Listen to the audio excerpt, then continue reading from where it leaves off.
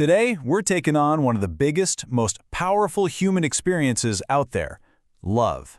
But we're not going to talk about poetry or pop songs. Nope, we're looking at it through a totally different lens, an algebraic one. I mean, just think about that for a second.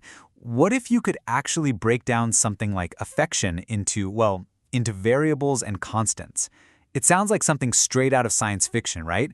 But it's actually the heart of a really fascinating thought experiment we're digging into. So the mind behind this whole idea is the Costa Rican philosopher Lerry Alexander Elizondo Villalobos.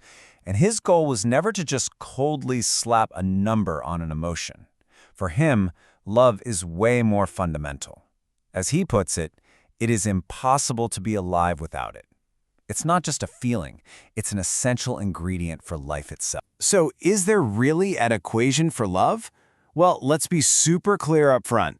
This is a philosophical thought experiment. It's a framework that's really just designed to make us all think about emotion in a completely new way. Yeah, so the point is definitely not to, score your friends and family on a spreadsheet. The real magic here is in the process itself. It's about building a model that forces us to ask ourselves what we actually value.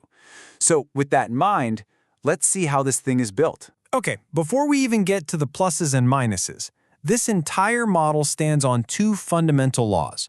You can think of them as the unbreakable core rules of this whole emotional universe. Law number 1. Since love is essential for life, no living thing can have a love level of absolute zero. There's always at least a little spark.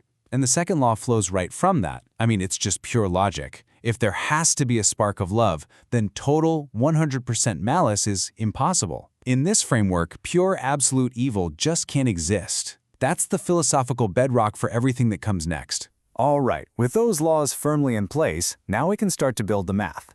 The very first step is to figure out the different objects of our affection. All the different directions our love can actually flow. So the model breaks it down into 4 key categories. First up, you've got S, and that stands for self-love. Next is H, for your love towards other humans. Then there's D, which is love for different or non-human living beings. So think about your pets or just nature in general. And finally, we have O, for our love of inert objects. That could be anything really, a piece of art, your favorite place, maybe even your car. And here it is. This is how all those pieces snap together in the main equation. Now, the most important variable here is that little Greek letter, alpha. Alpha is that universal minimum we talked about, that tiny guaranteed spark of love that's always there. So our total love, L, is that minimum alpha, plus a weighted average of the 4 love types we just talked about. It basically means your total love is a guaranteed base level plus your own unique mix of how you love yourself, other people, nature, and things. Okay, theory is great, but let's make this real. The best way to get a feel for this equation is to just plug in some numbers and see what actually happens. Let's just walk through a quick hypothetical example. First, we'll assign some values. Let's say this person has a high self-love at 0.8, and it goes down from there. Next, we have to set that universal minimum, alpha. We'll make it a pretty small number, say 5%. Now, if we average out our 4 love types, we get 0.5. So we take all of that, we plug it into the main formula. So what's the final score? And there it is, 0.515.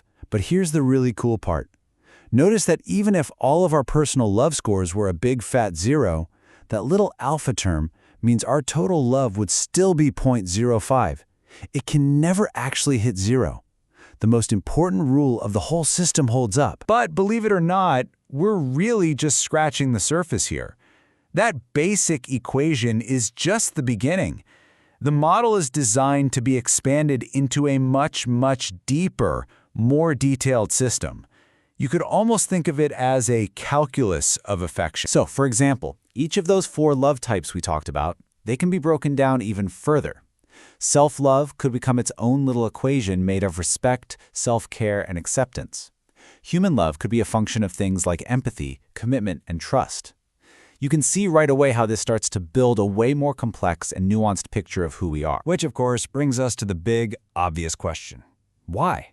I mean, why even bother trying to model something as personal and messy as love? Well, the answer is pretty simple. It was never really about the final number. And this is the real takeaway. The value in an exercise like this isn't getting a result like 0.515. Not at all. It's in the questions you have to ask yourself to even start the calculation. Questions like, how much do I value self-love compared to my love for others? Do I weigh empathy more than I weigh commitment?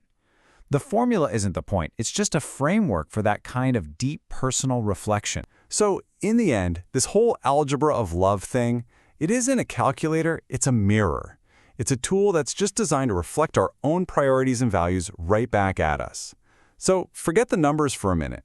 If you had to build your own equation for love, what would you put in it, and what would that reflection say about you? Thanks for joining us for The Explainer.